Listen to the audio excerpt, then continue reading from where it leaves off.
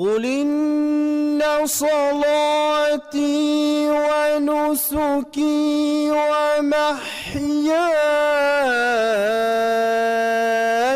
ومماتي لله رب العالمين. بسم الله والصلاة والسلام على رسول الله وعلى آله وأصحابه أجمعين. Nous savons tous que les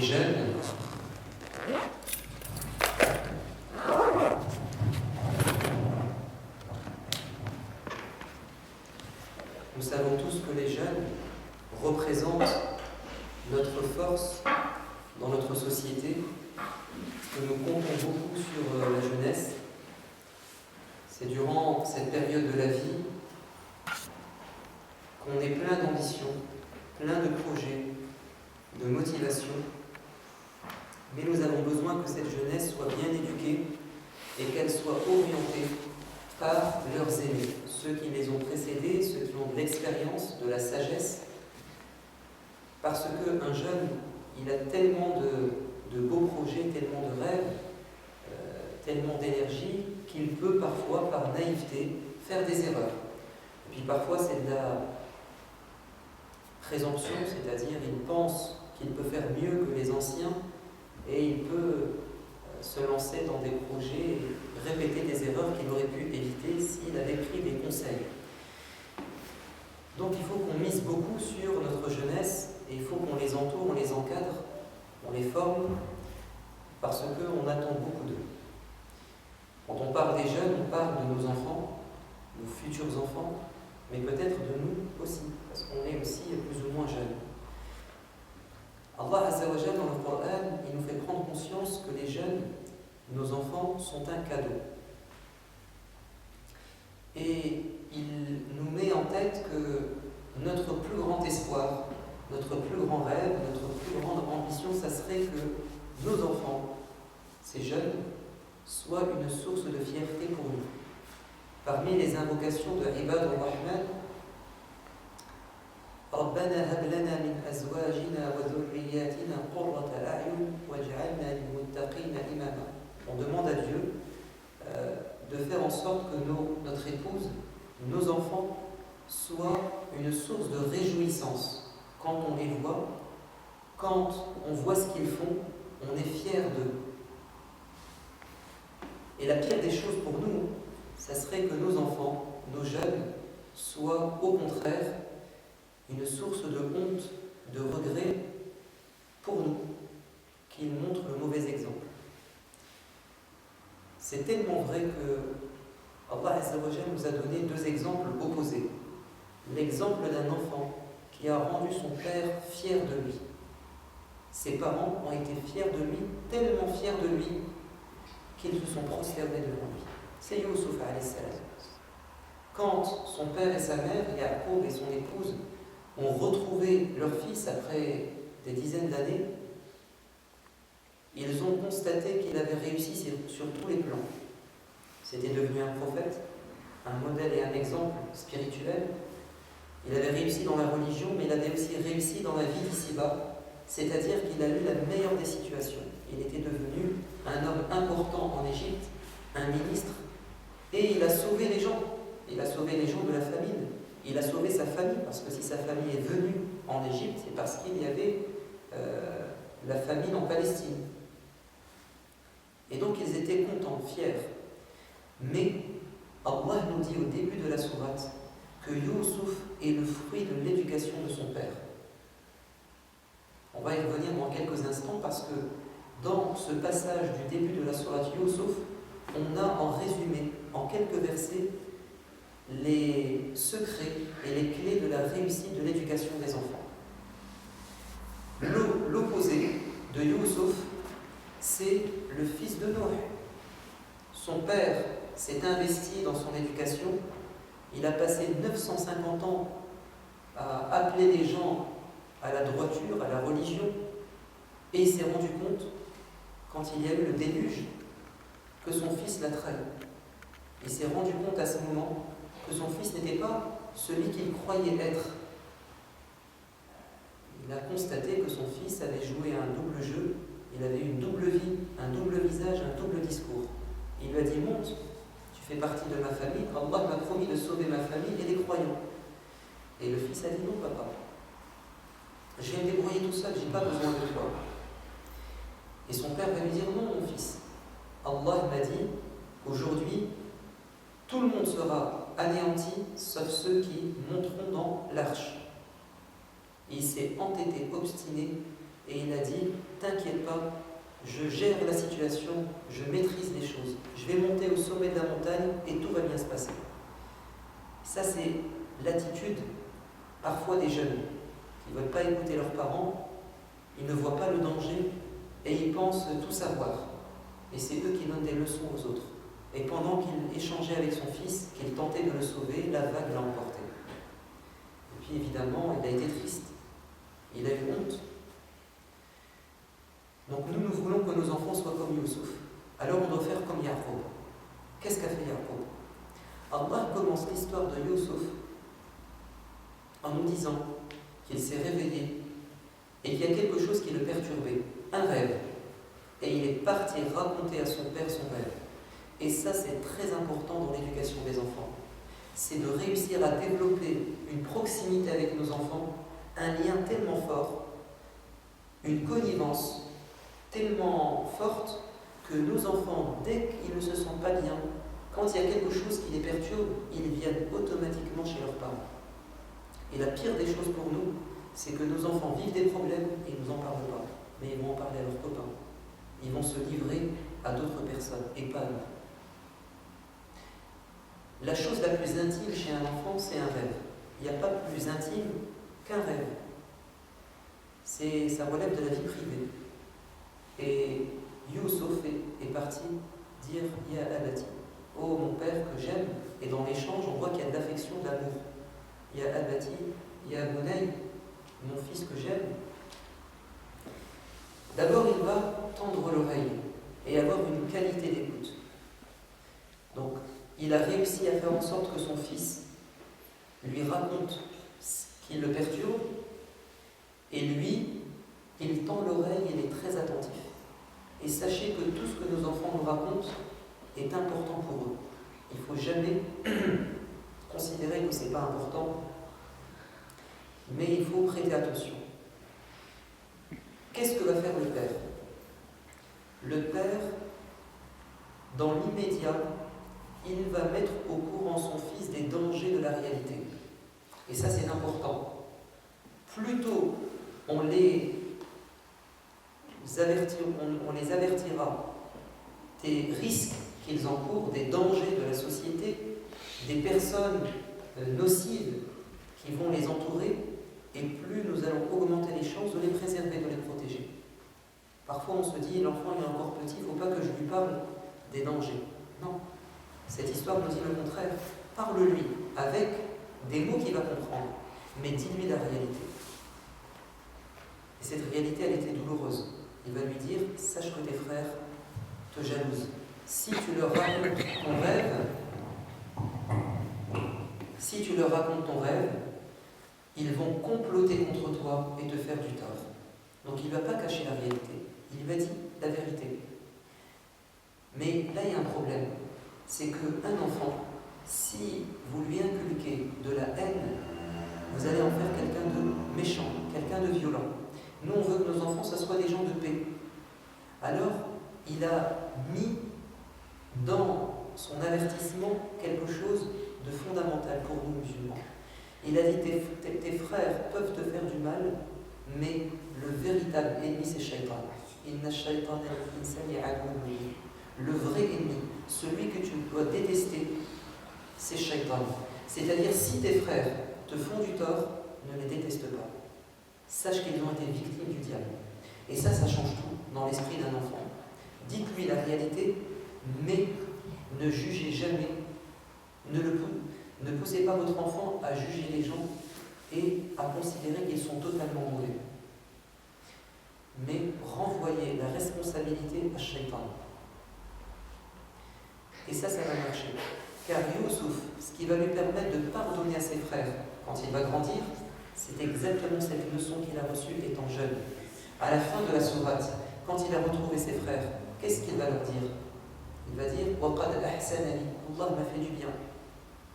Lorsqu'il m'a fait sortir de prison et lorsqu'il vous a ramené de la campagne, min ba'di an nazagha ash-shaytanu bayni wa bayna ikhwati, après que le shaytan a créé un conflit entre mes frères et moi. Il leur a pas dit après que vous m'ayez jeté dans le puits. Non. Il a dit c'est shaytan qui a créé une querelle. Et c'est comme ça qu'il a réussi à pardonner. Il a compris que ses frères étaient victimes de shaytan. Donc, Ya'qub a développé un lien fort avec son enfant. Il dialogue et il échange avec. Ça, c'est la première des choses avec nos jeunes. Il faut beaucoup parler.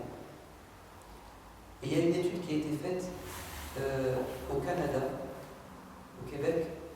Ils ont évalué le temps de qualité familiale, c'est-à-dire le temps que passent les parents à transmettre des valeurs à leurs enfants, à les éduquer.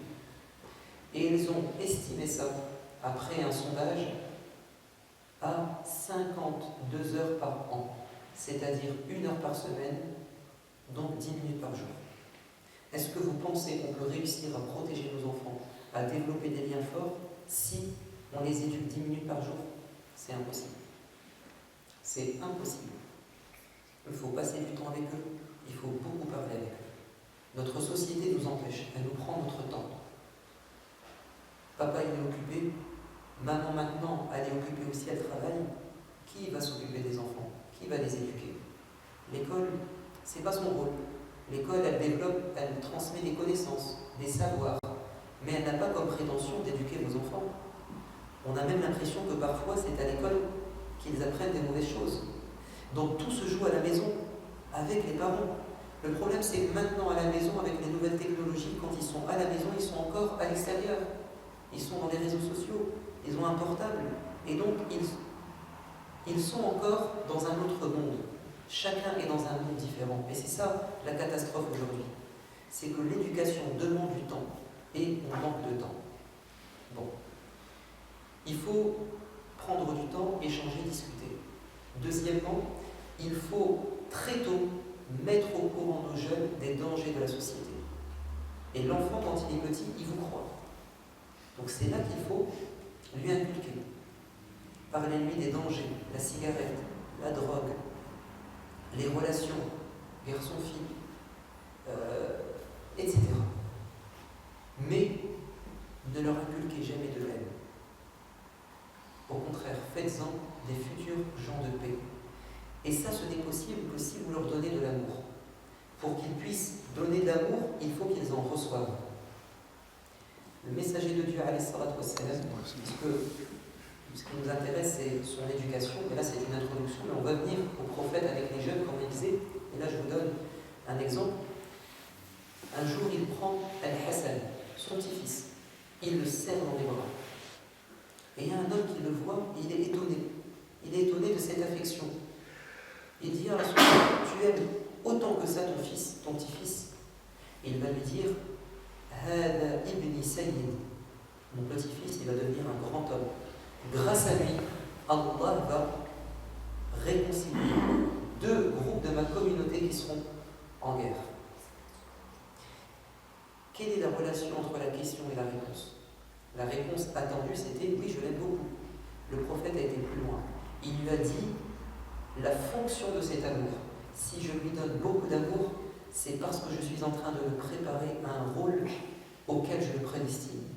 Je veux que plus tard, il soit un réconciliateur, qu'il puisse réunir les gens, les rassembler, qu'il puisse éteindre une guerre. Et pour ça, il faut que je lui donne tout de suite de l'amour, de l'affection. Et nous savons que beaucoup de ceux qui sont violents quand ils sont grands, ils ont subi de la violence, ils ont subi des choses terribles, et donc ils vont dégager quelque chose aussi de mauvais. Ce n'est pas une fatalité, hein. On peut se rattraper, alhamdoulilah. Mais généralement, on garde les séquelles de notre enfance. C'est comme ça. Allah nous a créés comme ça. Youssouf a reçu de l'amour. Son père l'a mis au courant des dangers. Il a beaucoup échangé avec son père. Continuons le verset. Il va dire à son fils, Allah t'a choisi. Allah t'a choisi et il va t'enseigner l'interprétation des rêves. Le fait de dire à un enfant, Dieu t'a choisi, vous êtes en train de le valoriser. La meilleure des choses à faire avec un enfant, si vous voulez qu'il joue un rôle plus tard important dans sa société, dans sa famille, c'est que vous lui dites, tu as été choisi, tu vas être le meilleur, tu vas faire quelque chose d'incroyable. C'est-à-dire, dès le plus jeune âge, vous lui faites croire qu'il a une mission, il est investi d'une mission. Et en réalité, c'est vrai, on est investi d'une mission. Allah nous a choisis, il nous a rendus des khalifas, c'est-à-dire, on a un rôle à jouer sur terre. Allah nous a dit aussi, vous êtes la meilleure des communautés, vous allez être témoin devant les gens, vous allez devoir montrer des choses importantes aux gens. Shuhada ala nas. Vous allez ta'muruna bil ma'ruf wa tanhawna 'anil munkar. Vous allez inviter les gens bien et combattre l'injustice, le mal. Vous êtes ummatan wasata, la communauté du juste milieu. Vous allez devoir montrer aux gens quand ils seront dans les extrêmes, l'extrémisme et le laxisme, c'est quoi la modération et le juste milieu. Donc dire à nos enfants, Dieu t'a choisi. Et ça, c'est le secret de la réussite d'une communauté. C'est que les parents disent à leurs enfants qu'ils ont un rôle à jouer. C'est pour ça que la communauté juive est aujourd'hui à la tête. Parce que les parents juifs, dans leur tradition, ils inculquent à leurs enfants qu'ils sont le peuple élu. Ça marche. Ça marche. Il va lui dire, Allah t'a choisi. Et tu vas avoir un don. Un don. Et on va s'intéresser au génie des enfants. Tous les prophètes, dans l'éducation qu'ils ont eue de leurs enfants, ils leur ont inculqué le génie. Ils en ont fait des enfants précoces. On va le voir dans le Coran et dans la Sunna du prophète sallallahu alayhi wa sallam. Chaque enfant a un génie, une part de génie en lui. C'est à nous de le trouver et de le développer. Il lui a dit, toi, il y a quelque chose qui fera que tu seras quelqu'un de grand. Tu vas pouvoir interpréter les rêves. Comment il l'a su? Parce qu'il a fait un rêve incroyable. Et donc il a deviné Yaakov. C'est pas fini. Il ne suffit pas de dire t'es le meilleur, t'as un rôle à jouer, t'as un petit génie. Ça suffit pas. Ça, ce sont des paroles. C'est déjà bien, mais il faut autre chose. Il faut que l'enfant s'identifie à des modèles. وكذلك يجتبيك ربك ويعلمك من تأويل الأحاديث ويتم نعمته عليك وعلى آل يعقوب كما أتمها على أبويك من قبل. Yaakov dit à son fils, tu vas continuer la mission de tes ancêtres. La famille de Yaakov et tes ancêtres, c'est-à-dire Ishaq et Ibrahim. Donc, dès le plus jeune âge, il lui a mis en tête qui sont ses modèles. Parce qu'un enfant, il a besoin de copier quelqu'un. Les enfants, ils aiment s'identifier. Ils sont admiratifs et ils veulent ressembler à quelqu'un. Et la société a très bien compris ça. C'est pour ça que dans les dessins animés, on vous met des héros. Dans les bandes dessinées, il y a des héros. On vous vend des vedettes, des stars. Demandez aux enfants, c'est qui ta star? Il ne va pas vous dire c'est Ibrahim, c'est Ismaïl, c'est Mohammed, c'est Abu Bakr. Pourquoi? Parce qu'il n'a pas vécu avec ça. Mais il a vécu avec les bandes dessinées, avec les dessins animés, avec la télé. Yaakov dit à son fils Youssouf, voici tes modèles, tu vas suivre leurs pas. Et Youssouf, quand il sera en prison, c'est ce qu'il va dire quand il sera interrogé. Et j'ai suivi la voie de mes ancêtres. Alors qu'il a été séparé de son père à 7 ans, 8 ans. Mais déjà tout a été joué. On dit que l'éducation se joue durant les premières années. Donc là, dans cette sourate, dans le début de cette sourate, Allah Azza wa Jal nous dit comment Youssouf va réussir. Parce que Youssouf, il va réussir dans sa vie. Mais au départ, il nous donne les clés de la réussite. On va s'intéresser maintenant au prophète, alayhi salatu wassalam, comment lui, il a éduqué les enfants et les jeunes à son époque. Nous, ce qu'on veut des jeunes, c'est quoi? Ça soit des gens très compétents, qui ont une bonne situation, des gens brillants dans la société. Okay? Dans leur domaine, n'importe quel métier, mais que ce soit les meilleurs, l'excellence. On veut, ça c'est dans le domaine de la vie, on veut que dans leur comportement, ils soient excellents. La morale, l'éthique. Et on veut que dans la religion, ils soient excellents. On a 3 objectifs pour nos jeunes. Intéressons-nous d'abord à écouter les compétences, les aptitudes chez l'enfant. Le prophète, alayhi salatu wassalam, quand il arrive à Médine, il a un projet, c'est de transformer la société de Médine. Il ne peut pas le faire tout seul. Il a besoin d'être entouré par des génies. C'est une mission très délicate, très difficile. Il y a plein d'enjeux. Il va repérer à Médine les meilleurs éléments. Mais ça, ce n'est possible que si la personne est un psychologue. Si c'est quelqu'un qui a le regard fin, qui arrive à détecter chez les jeunes leur potentiel. Il arrive à Médine, les gens sont autour de lui, et il repère un jeune. Ce jeune s'appelle Zayd ibn Thabit. Il dit aux gens, c'est qui lui? Ce qu'il a repéré. On lui dit, c'est un jeune. Qu'est-ce qu'il connaît du Coran? Parce que Moussa ibn Ubayy, 2 ans avant, il est venu à Médine pour préparer le terrain. Il a enseigné le Coran. Qu'est-ce qu'il connaît du Coran? Et on lui dit, il a appris tout ce qui a été révélé comme Coran jusqu'à maintenant. Et là, il a compris qu'il avait affaire à quelqu'un d'extraordinaire.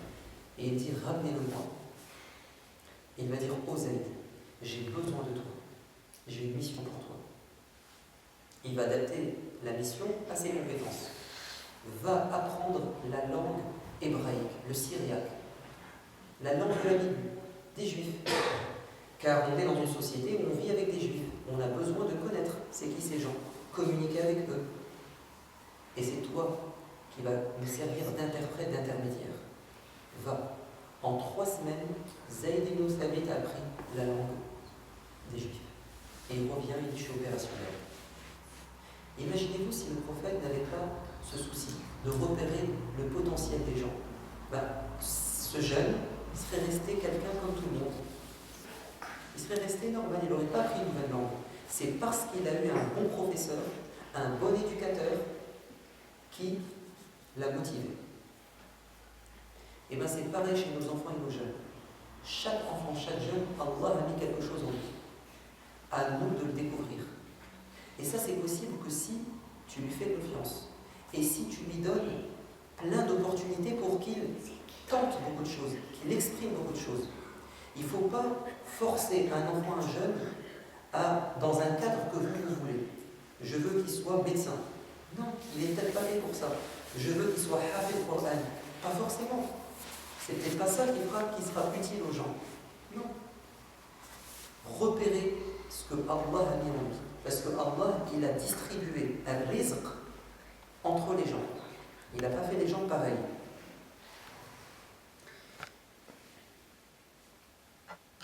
Le messager de Dieu, alayhi salatu wassalam, va faire ça avec beaucoup de gens. Souvenez-vous de Bilal, même si ce n'est pas un jeune, mais quand il va vouloir que quelqu'un fasse l'adhan, il va choisir Bilal, parce que Bilal a la plus belle des voix.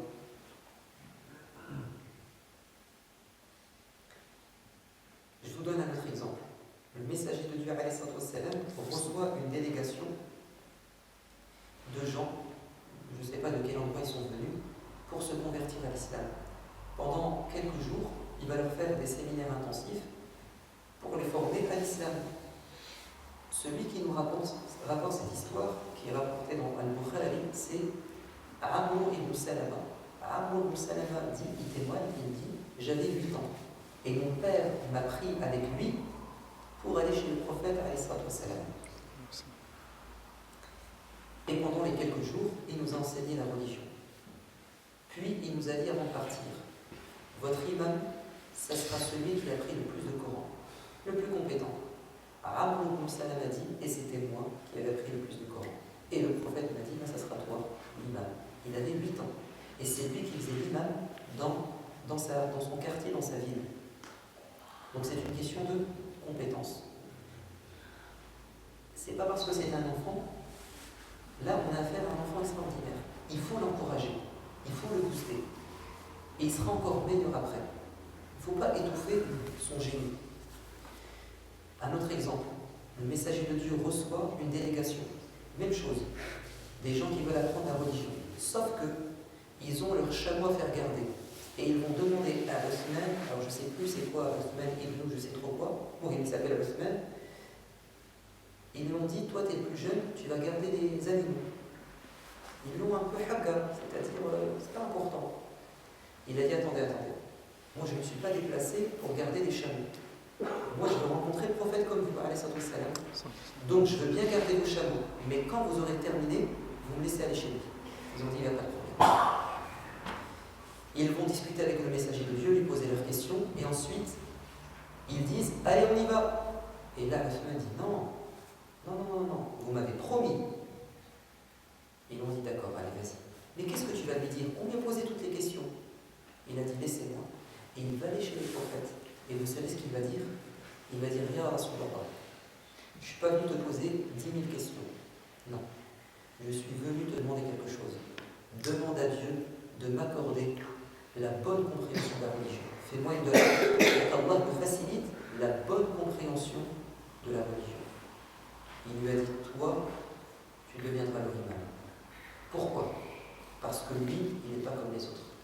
Il a compris, il a été à l'essentiel. Il n'est pas venu apprendre. Il est venu prendre une compétence pour continuer à apprendre en retournant chez lui. Parce que ces gens qui ont posé des questions au prophète, ils ont profité de quoi? 1% de la connaissance du prophète, des hadiths du prophète. Ils vont retourner chez eux et puis c'est tout, c'est fini.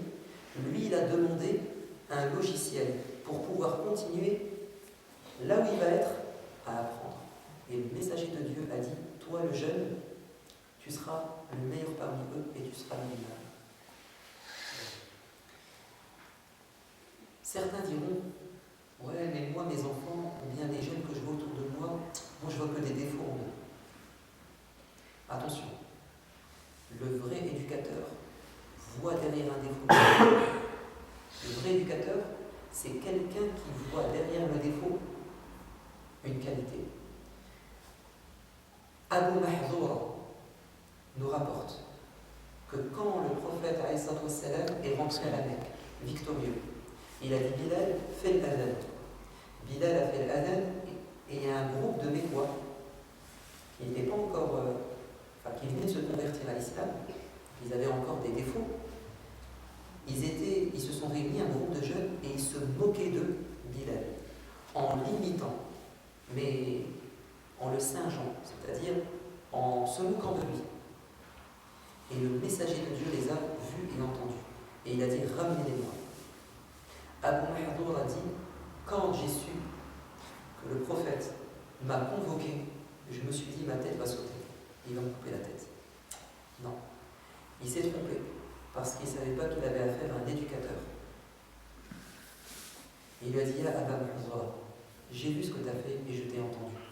Et j'ai remarqué que tu avais une belle voix. Donc, le messager de Dieu n'a pas vu l'utilisation mauvaise de sa voix, mais il est parti en amont. Il a une belle voix. Il a fait un mauvais usage d'un outil incroyable qu'il avait. Le prophète ne s'est pas intéressé au mauvais usage parce que ça peut changer. Mais il s'est intéressé à la compétence. Et il lui a dit, veux-tu que je t'enseigne l'adhan pour que tu le fasses? Abu Bakr a dit, le prophète était celui que je détestais le plus. C'était avant son ennemi. Il est devenu celui que j'aimais le plus. Et Abu Mahdoura est devenu le mu'adhin à la Mecque. Parce qu'il a traité avec quelqu'un d'incroyable, un éducateur, le prophète alayhi salam. Nos enfants peuvent pendant un moment mal utiliser leur intelligence, mal utiliser leur physique, mal utiliser leurs compétences. Mais il ne faut pas les condamner. ils peuvent changer. Ils peuvent changer et être bons. Est-ce que le génie chez les enfants, c'est quelque chose d'inné, ils naissent avec, ou bien c'est quelque chose d'acquis? Est-ce que c'est dans la fitra, il est né avec un talent, ou bien est-ce que le talent, on peut l'inculquer et l'apprendre? Ça, c'est important. Pourquoi c'est important? Parce que si on dit que c'est inné, vous allez dire, mon fils, il n'a pas ça. Khalas, il est condamné. Il l'a pas, il l'a pas. Mais si on dit que les talents peuvent s'acquérir et s'apprendre, ça veut dire que si on fait des efforts, ça peut marcher. Cette question, elle est tellement importante qu'il y a une expérience qui a été faite par un homme qui s'appelle Laszlo Polgar. C'était un psychologue américain d'origine hongroise. Qu'est-ce qu'il a fait? Lui, c'est un psychologue, il a dit, moi, j'ai l'intime conviction que le génie, ça s'apprend. Et il a dit, je vais faire une expérience sur mes filles. Et il s'est filmé, hein. Vous retrouvez ça sur Internet, si vous tapez, bref, le génie, et vous allez retrouver cette émission, ce reportage. Et c'est la fille qui témoigne, hein, qui raconte. Et elle a gardé des vidéos de son père quand il a filmé quand elle était jeune. Le père, il fait une expérience. Et il dit, je vais tenter l'impossible. On est en 1980. Non, 1980. Non, pardon, on est encore avant, les années 60. Et ceux qui étaient les premiers aux échecs, les jeux d'échecs, ce sont des hommes. Il n'y avait pas de femmes qui avaient atteint un haut niveau dans les échecs. Et on pensait que les échecs c'était fait pour les hommes. Et que c'était l'intelligence des hommes. Et que les femmes, les pauvres, elles n'ont pas d'intelligence. Lui, il a dit non, moi j'y crois pas. Moi je pense qu'on a été conditionnés. Et on pense que les filles ne sont pas capables de battre les hommes aux échecs. Il a dit, moi, je vais tenter le contraire. Et il va entraîner sa fille à jouer aux échecs dès le plus jeune âge. Il l'a mis dans un club d'échecs.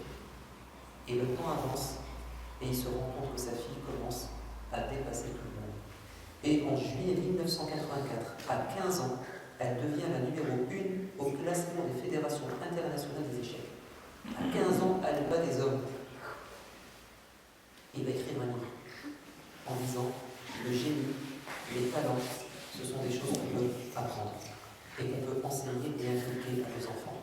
Suzanne Polgar, aujourd'hui, elle est parmi les grandes joueuses au niveau international. Et c'est une juive. Son père était un juif. Et je vous ai dit, la communauté juive, ce sont des gens qui ont compris beaucoup de choses, qui sont en avance sur beaucoup de choses. Bon. Le messager de Dieu nous dit, d'après Abdullah ibn Umar, les gens ne sont que comme les chameaux. Le prophète nous dit, les gens c'est comme des chameaux.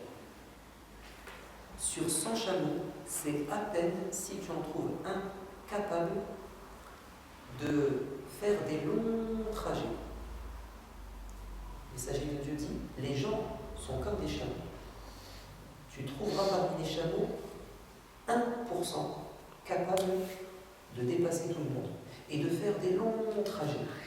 C'est-à-dire, les génies, chez la communauté des hommes, c'est 1%. Ok? Mais ce 1% peut évoluer. On peut augmenter en fonction des efforts que l'on fera. Je vous donne un exemple dans le Coran, pour vous prouver qu'on peut faire de nos enfants des gens incroyables. Quel est dans le Coran l'enfant qui a dépassé son père? Il y a un enfant dans le Coran. Sulayman alayhi salam, c'est dans le Coran l'enfant précoce qui dépasse son père. Mais pourquoi Sulayman a dépassé son père? C'est simple à comprendre. Daoud alayhi salam, c'était un juge. Il jugeait les différents des gens. Il disait à son fils de venir assister dans le tribunal, de s'asseoir, d'écouter, d'observer. Donc, il a fait en sorte que son fils l'accompagne très tôt dans son métier. Quand vous avez un enfant très tôt qui commence à s'habituer, s'accoutumer avec un métier, il va devenir un expert, un génie dans son métier. La preuve, c'est Souleymane alayhi salam. Il est là, il écoute, il observe, et à un moment donné, Allah nous dit dans le Coran, il y a deux hommes qui vont venir se plaindre. Ils vont dire: oh Daoud, moi, je suis un éleveur de moutons, de brebis. Et mon voisin, c'est l'inverse. Celui qui parle dit: moi, je suis un agriculteur. Je suis un fermier, agriculteur, qui plante des céréales. Mon voisin, c'est un éleveur de brebis. Ce qui s'est passé, c'est qu'au matin, quand je me suis réveillé, j'ai trouvé toutes ces brebis dans mon jardin, mon champ, et elles ont tout dévasté, mangé et détruit. Donc, il faut réparation. Qu'est-ce que dit Daoud? Daoud dit: pour moi, il faudrait que toutes les brebis te reviennent en signe de dédommagement. Comme ton champ a été dévasté, le prix c'est les brebis. Qu'est-ce que dit l'éleveur? Il dit: c'est pas juste, c'est pas de ma faute. Moi j'étais en train de dormir, elles se sont échappées. Pourquoi est-ce que je dois être privé de mes brebis? Bon, on sait très bien qu'il y a une responsabilité civile. Si ton chien, par exemple, de garde, mord quelqu'un, c'est toi qui es responsable.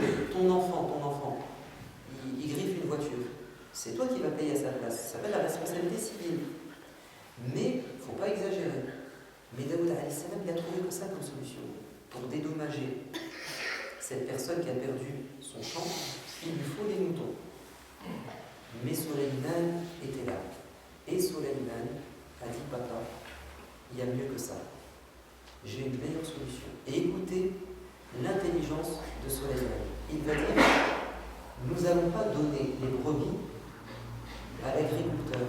Nous allons lui prêter les brebis le temps que l'éleveur replante les céréales et que ça repousse. C'est-à-dire pendant 1 an, l'agriculteur va profiter des brebis, de leur fourrure, de leur lait, des petits qui vont naître. Donc pendant 1 an, il tire un bénéfice, tandis que l'autre, il répare ses erreurs. Et quand le champ redeviendra comme avant, chacun reprendra ce qui lui appartient. Et ça, c'est très intelligent. Personne n'est lésé. Au final, après 1 an, chacun est content. فَفَهَّمْنَاهَا سُلَيْمَانَ, nous dit le Coran. Nous avons accordé à Souleymane la bonne compréhension. Un autre exemple, ça c'est dans la Sunna. Le messager de Dieu, dans le hadith authentique, nous dit, alayhi salam, 2 femmes, à l'époque de Daoud, avaient 2 bébés. Elles ont posé leur bébé et elles étaient en train de surveiller leurs animaux. Le loup est venu et il a volé un bébé. Il s'est enfui avec. Quand elles vont revenir, elles vont en trouver un seul. Et chacune va prétendre que le survivant c'est le sien. Elles vont aller chez Daoud. Et Daoud va donner raison à la plus âgée. C'est-à-dire, ce bébé appartient à la grande, l'aînée. Et quand elles vont sortir du tribunal, Souleymane va les rencontrer. Il va dire: qu'est-ce qui se passe? La plus jeune pleure. Elle dit: ton père a dit que c'était son enfant. Moi je prétends que c'est le mien. L'autre a dit: non, ton père a raison, c'est le mien. Et il va dire: attendez, j'ai une meilleure solution. Ramenez-moi une épée, on va couper le bébé en 2 et chacun prend une moitié. C'est la justice, moitié-moitié. La plus âgée va dire: ah ben j'accepte. Et la plus jeune va dire: non, c'est pas le mien, qu'elle le prenne, c'est son bébé. Et Souleymane va dire: donc c'est toi la vraie maman. Car une mère n'accepterait jamais qu'on fasse du mal à son enfant. Donc Souleymane a dépassé son père, et la raison, c'est que l'enfant a accompagné son père très tôt dans son métier. Si vous avez un métier et que vous faites accompagner de vos enfants très tôt, ils vont s'inspirer, ils vont très vite être passionnés de ce métier et ils vont percer dans ce métier. C'est comme ça. Je vous donne un autre exemple.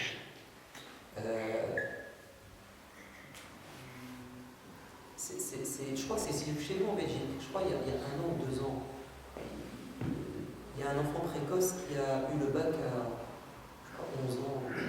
Il a eu son bac très très tôt en fait. Et en fait, ça s'explique. C'est que son père est universitaire. Son père, c'est un prof d'université. Il prenait son enfant avec lui, dans ses cours, dans ses réunions avec les grands. En fait, il a fait entrer son fils dans la cour des grands. Et donc, son enfant est devenu un génie. Et c'est ce qu'a fait le prophète alayhi salam avec tous les jeunes. Il les prenait avec lui. Il passait du temps avec eux. Le meilleur exemple, c'est Abdullah ibn Abbas. Dans un hadith authentique, le messager de Dieu est sur sa monture, je crois, un âne, un mulet, et Abdullah ibn Abbas est derrière lui, assis. Et il va lui enseigner un des hadiths les plus complexes, les plus importants. Ça, c'est un discours qu'on ne fait pas aux enfants, on fait ça aux grands. Mais le prophète, alayhi salam, il les motive. Alors, qu'est-ce qu'il lui a dit? Vous connaissez le hadith. Ya Ghulam, fiston, Ya Ghulam, ihfadillah yahfazuk. Ta'arraf ala Allah fi raha ya'rifka fi shidda.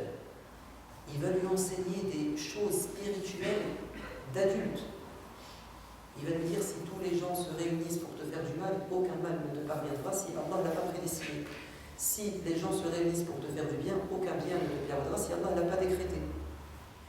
Et bien, Abdullah ibn Abbas, non seulement il a appris, mais en plus il a compris et transmis.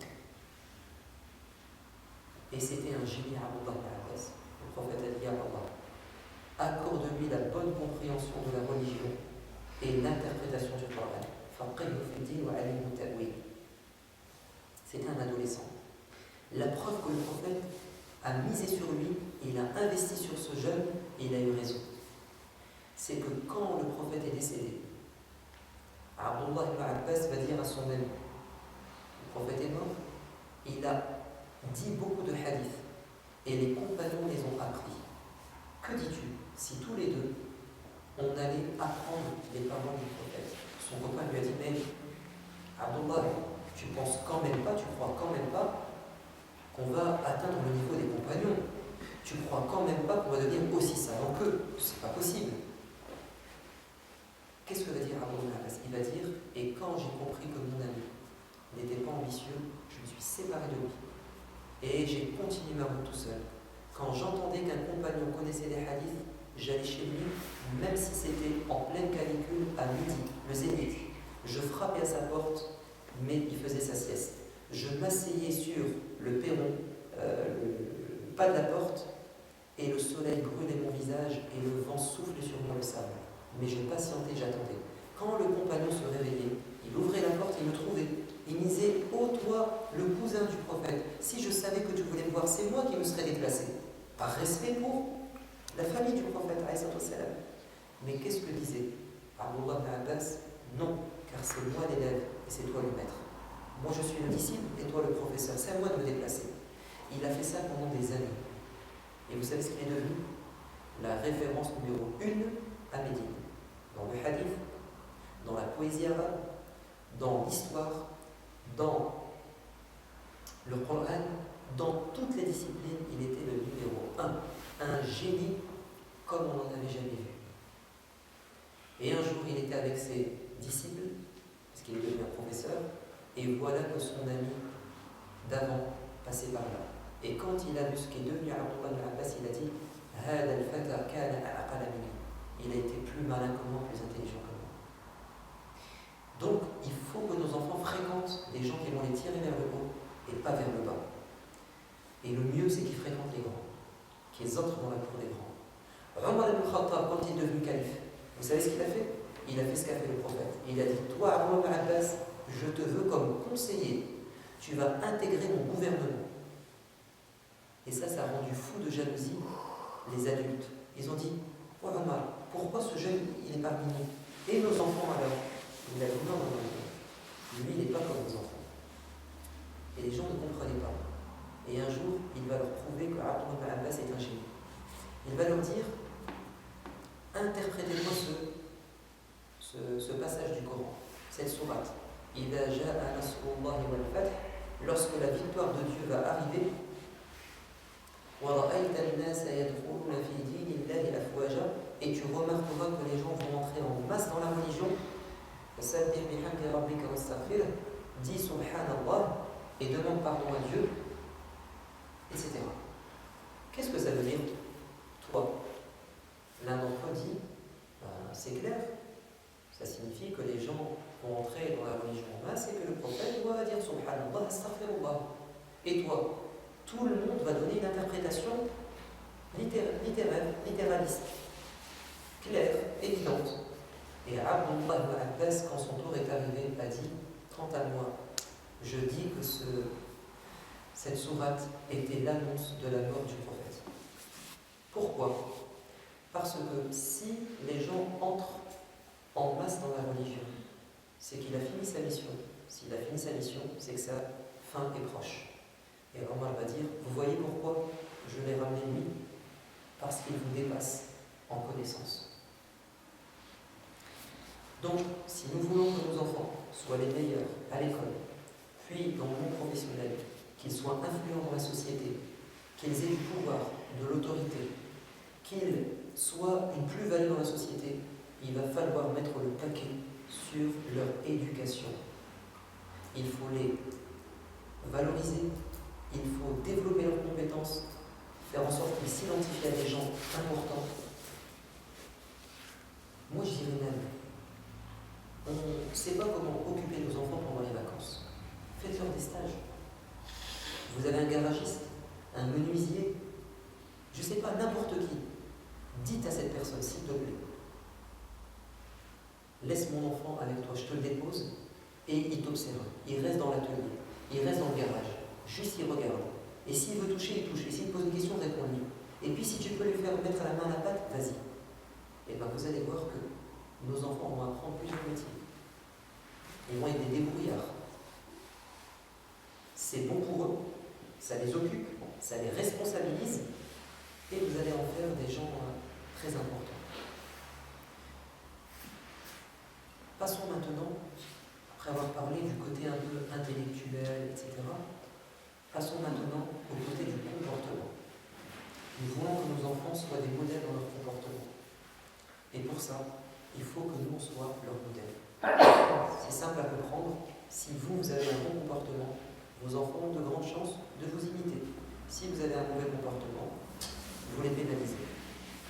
Mais au-delà de ça, mais l'éducation par exemple, c'est la meilleure des choses. Mais au-delà de ça, il faut être intransigeant sur certains principes. Par exemple, l'une des choses importantes aujourd'hui, pas de gros mots, pas de vulgarité. Parce que s'ils ne maîtrisent pas leur langue, c'est fini pour eux dans leur vie. Oui, tu vas entendre des choses pas bien, mais que je ne t'entende pas dire un gros mot ou une obscénité ou que tu sois vulgaire. Il faut être intransigeant sur comment il parle. Je vais aller plus loin. J'aurais dû dire avant. C'est que l'une des choses qui développe l'intelligence des enfants, vous savez c'est quoi? C'est que vous leur parlez un français impeccable. Nous, on a l'impression que nos enfants ont besoin qu'on leur parle comme des gamins, comme des enfants. C'est faux. Le cerveau des enfants est stupéfiant. Si vous leur tenez un discours soutenu, vous allez développer leur langage. Parce que c'est des éponges, ils apprennent. Et si vous leur donnez plein de vocabulaire, et du vocabulaire soutenu, et des expressions raffinées, vous savez ce que vous leur donnez? De l'intelligence. Il y a un rapport direct entre le langage et l'intelligence. Le langage, c'est l'outil par lequel on réfléchit et par lequel on exprime nos idées. Plus ton langage est riche et plus tes idées seront précises. Ça, c'est avéré. C'est pour ça que le messager de Dieu, quand il était jeune, il est parti vivre où? Auprès des tribus arabes bédouines, ceux qui avaient le meilleur langage. Et ils ont grandi avec eux. L'un des génies qu'a connu l'histoire de l'islam, c'est Ash-Shafi'i. Ash-Shafi'i. Vous savez pourquoi est-ce qu'il a été un génie? Parce qu'il est parti chez la tribu de Hudayl. Pendant 10 ans, il a vécu dans les faubourgs de la Mecque, dans la tribu arabe qui avait le langage le plus perfectionné. Et ça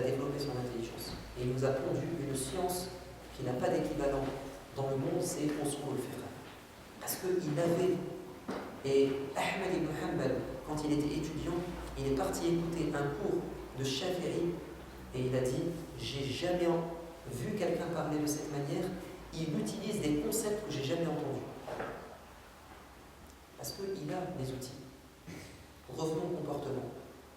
Il faut être intransigeant. Le mensonge, il faut être intransigeant. Mais attention, pourquoi est-ce que les enfants mentent? Généralement, ils mentent parce qu'ils ont peur. Si vous éduquez vos enfants par la peur, vous les poussez à mentir. Vous les poussez à mentir. Parce que c'est un réflexe de se protéger. Et pour se protéger, il ne va pas vous dire la vérité. Non, il faut rassurer l'enfant quand il fait une bêtise. Dis-moi la vérité et je ne te punirai pas. Dis-moi pourquoi tu as fait ça et je ne te punirai pas. Ou sinon, vous allez développer le vice et le mensonge chez l'enfant. Et ça, c'est pas bon. Le prophète a vu une femme appeler son enfant en lui disant viens, je vais donner une date. Et il lui a dit attends, tu vas vraiment lui donner? Elle a dit oui. Parce que si tu ne lui donnes pas, ça sera considéré comme un mensonge. C'est-à-dire, le mensonge peut être inculqué à l'enfant. Comment? Quand vous lui promettez quelque chose et que vous n'êtes pas vos promesses. Dans son logiciel, ça veut dire je peux mentir, je peux manquer à mes promesses. L'une des choses qui fait que les enfants vont vous aimer et avoir un bon comportement et être attachés à vous, c'est de leur donner des secrets. Les enfants adorent ça. Tu dis un secret à un enfant, tu dis c'est entre toi et moi. Ah, vous l'avez valorisé. C'est ce que faisait le prophète avec Anas ibn Malik. Anas ibn Malik, c'était son serviteur de 10 ans à 20 ans. Il a été son serviteur. Anas dit, le prophète sallam me livrait des secrets d'adulte. Et quand je retournais chez ma maman, elle me disait alors, qu'est-ce qui s'est passé aujourd'hui? Et je lui disais, ça je ne peux pas te dire. Et ma maman me disait, c'est bien, garde le secret du prophète. Un jour, le prophète a dit à Anas ibn Malik, va faire quelque chose. Et il s'est retardé. Et il est parti le chercher. Et il l'a trouvé en train de s'amuser avec les enfants. C'est un enfant, il s'amusait, il était détourné. Il est venu par derrière et il lui a attrapé l'oreille comme ça. Il lui a dit alors Anas, t'as fait ce que je t'ai demandé? Et Anas a dit, j'y vais tout de suite, prophète. Et il est parti. C'est cette douceur dans l'éducation qui a fait que Anas a aimé le prophète. Il a dit, le prophète ne m'a jamais réprimandé pour une chose que je n'avais pas faite. Et il ne m'a jamais frappé de sa main. Il n'a jamais frappé un serviteur ni une femme de sa main. Parmi les comportements que nos enfants doivent avoir, nous avons dit l'honnêteté. Si nos enfants, vous leur inculquez l'honnêteté, pour moi c'est la plus importante des qualités, vous allez voir que vous allez leur donner 50% de chances de réussir dans leur vie, par l'honnêteté. Si vous voulez que vos enfants soient admirés par les gens, faites en sorte qu'ils soient honnêtes. C'est-à-dire qu'ils n'arnaquent pas, qu'ils ne mentent pas, qu'ils tiennent leurs engagements et leurs promesses. Car tous les prophètes, sans exception, avaient cette qualité, as-sidq. Comment était surnommé le prophète alayhi salam à la Mecque? As-sadiq al-amin. Pourquoi est-ce qu'ils l'ont surnommé as-sadiq al-amin? Pourtant, il était al-shuja', le courageux. Pourquoi on ne l'a pas surnommé le courageux? C'était le courageux. Pourquoi on ne l'a pas surnommé al-fasih, l'éloquent? C'était le plus éloquent. Pourquoi est-ce qu'on ne l'a pas surnommé al-karim? C'était le plus généreux. Pourquoi as-sadiq al-amin? Pourquoi cette qualité? Parce que c'est la qualité que les gens préfèrent par-dessus tout. Et c'est la plus rare dans la société. Il y a une étude qui a été faite aux États-Unis par 2 spécialistes, références dans ce qu'on appelle le leadership et le développement personnel, Coase et Posner. Ils ont interrogé 1 million de personnes en 20 ans, de 1987 à 2007, sur les 5 continents. Ils leur ont dit quelle est la qualité, quelles sont les qualités principales que vous recherchez dans ceux qui vous dirigent. Que ce soit le responsable politique ou que ce soit le responsable au travail, tous ceux qui ont un pouvoir, qui gèrent votre vie. Est-ce que vous savez que pendant 20 ans, c'est-à-dire différentes générations et différentes cultures, tous les gens ont mis en numéro 1, la plupart des gens ont mis en numéro 1, je veux que cette personne soit crédible, c'est-à-dire digne de confiance. C'est ce que recherchent les gens. Si vos enfants sont ainsi, les gens vont les aimer et ils vont les choisir. S'ils sont compétents et honnêtes, ça va devenir des gens influents dans la société. Youssouf alayhi salam, pourquoi est-ce qu'il est devenu le ministre de l'Agriculture alors qu'il vient de sortir de prison? Tu n'es pas quelqu'un ministre quand il sort de prison, il n'a pas été formé, et il était en prison, c'est quelqu'un qui n'est pas sérieux. Pourquoi est-ce qu'il a été choisi par le roi d'Égypte? Il lui a confié ce dossier sensible parce qu'il avait les deux qualités. Inni hafizun alim. Je suis digne de confiance et j'ai des connaissances. Il a des connaissances parce que c'est le seul qui a su trouver la solution. D'abord, anticiper la famine qui allait toucher l'Égypte après 7 ans, les 7 ans de vache maigre, mais surtout, c'est qu'il a trouvé la solution pour sortir de la crise. Il leur a dit, vous devez stocker pendant 7 ans la majeure partie des récoltes pour pouvoir replanter les graines pendant les 7 ans de famine. Et il a donné un détail que seul un expert en agriculture peut savoir.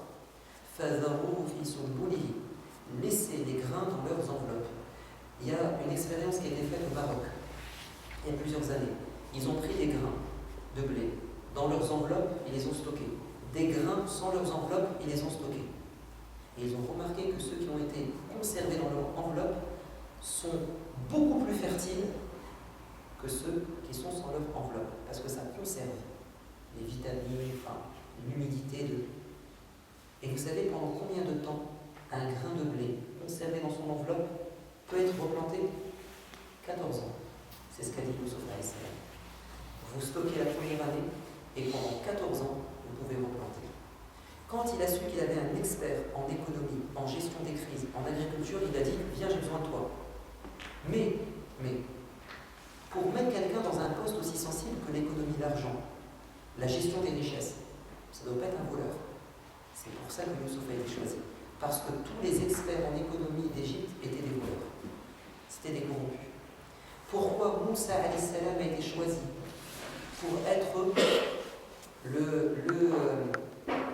l'employé de Chouaïb, le père des 2 filles. Quand Moussa s'est enfui d'Égypte, il est arrivé à côté de Madiane. Il a vu un puits avec des gens qui donnaient à boire à leurs animaux. Il a vu 2 filles à l'écart. Qu'est-ce qu'il a dit aux 2 filles? Qu'est-ce que vous faites là? C'est pas un métier de femme, ça.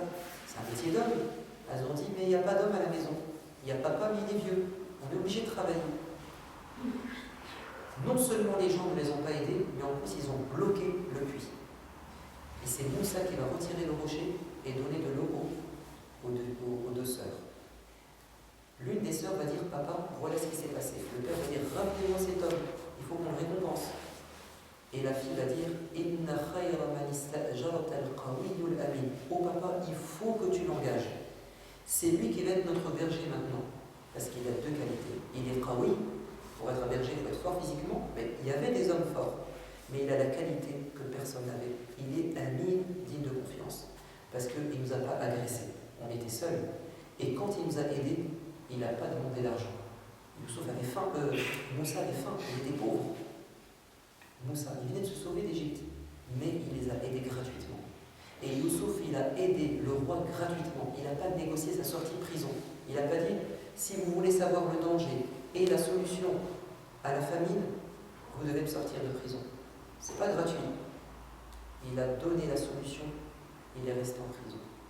Donc on a affaire à des prophètes qui sont dignes de confiance, extrêmement intelligents. C'est pour ça que les gens les admirent. Et nos enfants, il faut qu'on les rende comme ça. Je termine en parlant de la religion. Évidemment qu'on veut que nos enfants fassent la prière, que nos enfants s'écartent des péchés. Comment on doit faire? Surtout la prière. Le messager de Dieu a dit, enseignez à vos enfants la prière à partir de 7 ans. Nous on retient que à partir de 7 ans et avant 7 ans, qu'est-ce qu'on fait? Qu'est-ce qu'on fait avant 7 ans? Vous leur faites aimer Dieu, car c'est ça le défi. Pour que ton enfant trouve l'envie de prier Dieu, il faut qu'avant 7 ans, il connaisse Allah et qu'il aime Allah. Ça, c'est la motivation, c'est la foi. Avant 7 ans, il faut leur parler de Dieu. Il faut leur faire aimer le prophète, la religion, les compagnons. Il faut qu'ils baignent dans cette ambiance. Comme ça, quand tu vas lui dire prie, il sait de qui il s'agit. Il sait l'importance de Dieu, l'importance de la prière. Donc de 7 ans à 10 ans, là on enseigne. Pourquoi est-ce qu'il faut 3 ans? Parce que c'est pas facile. C'est un effort de prier. L'enfant il a envie de s'amuser. Tu lui dis viens prier, mais alhamdoulilah, notre religion est belle. On a dans la sunna du prophète plein d'astuces pour faire aimer la prière à nos enfants. Je vous en donne quelques-uns. L'un des meilleurs, c'est que tu réveilles ton enfant en pleine nuit et il prie avec toi. Vous allez dire non, c'est trop dur. Non, un enfant aime quand tu lui dis écoute, ce soir, je vais te réveiller toi. On va laisser ton frère et ta soeur dormir. Toi, je vais te réveiller et on va prier ensemble. C'est un secret. Chut, puis je te ferai une récompense. Un enfant, il est aux anges. Il est aux anges, il veut. N'avez-vous pas vu comme certains enfants qui ont 7 ans, 8 ans, ils veulent se réveiller et jeûner?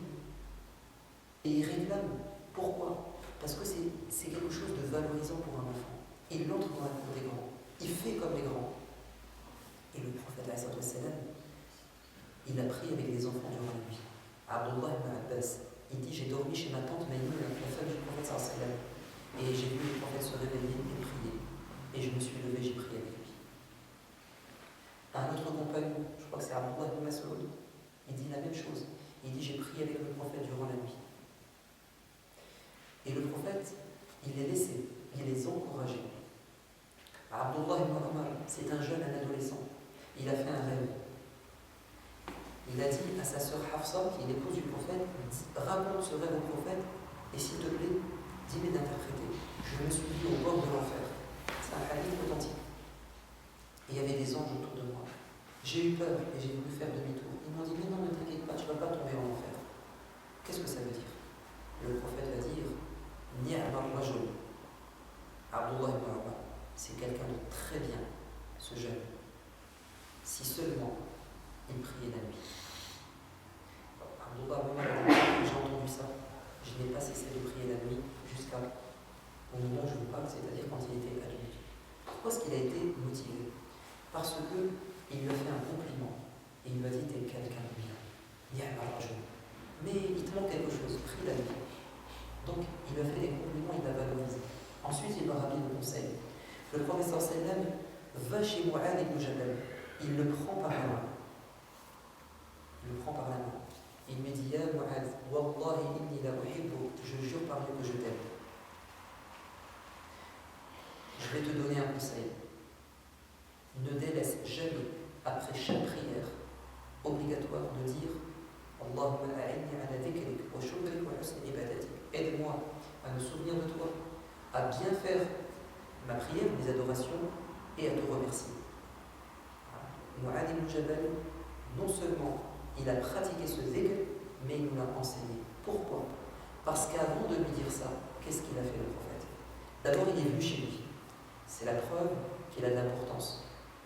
Il aurait pu enseigner ce dhikr sur le minbar un vendredi, mais le fait de réserver ce dhikr à une personne, ça le met en valeur. Ensuite, il l'a tenu par la main et il lui a dit je t'aime. Donc il a développé un lien d'affection. Ensuite, il lui a dit je vais donner un conseil. Il lui a dit il faut que tu fasses. Je t'oblige. Et tout ça, c'est de la psychologie. C'est qu'une personne, tu l'as valorisée, tu as touché son cœur, tu ne l'as pas forcé, tu lui dis je te donne un conseil, tu fais ce que tu veux. Et il est beaucoup plus motivé à le faire que si tu disais que tu es obligé de le faire. Bref, franchement, il y a beaucoup de choses à dire, mais on retient l'essentiel, c'est que nos enfants sont une mine d'or. On peut en faire ce qu'on veut, dans le bien comme dans le mal. Nos jeunes sont pleins d'énergie et ils ont besoin d'éducateurs pour les orienter. Il faut que nous essayions de développer en eux leurs compétences et leurs talents. Ce que Allah a mis en eux, on le développe. Et on leur dit, vous avez une mission, c'est que ce talent que tu as, mets-le au service des gens. Deuxièmement, le bon comportement. Il faut qu'on soit des modèles, qu'ils aient des modèles aussi, pas que nous, mais d'autres modèles. Et il faut être intransigeant sur certaines choses. Ce n'est pas négociable. Le mensonge, la vulgarité, etc. Troisièmement, au niveau des pratiques de la religion, il faut mettre toutes les chances de son côté pour faire aimer la prière, aimer le jeûne, aimer d'autres pratiques de la religion. Et surtout, et je conclue vraiment par ça, parce qu'on a peur qu'ils fassent des péchés, et ils sont tentés au quotidien, c'est leur faire prendre conscience que Allah les voit. Al-Muraqaba. Si vos enfants ont pris conscience que Dieu les voyait, vous pouvez dormir sur vos deux oreilles. Même s'ils font des bêtises, ils vont se repentir. Parce qu'on ne peut pas être tout le temps avec eux. Il y aura encore beaucoup de choses à dire, notamment sur les dangers par rapport à nos jeunes, comment faire pour les préserver des mauvais copains, aujourd'hui les portables, quelles sont les alternatives à tout ça. Il y a beaucoup de choses à dire, c'est un grand sujet, mais on a dit l'essentiel par rapport au prophète, qu'est-ce qu'il a mis en place. Mais on demande à Dieu de nous faciliter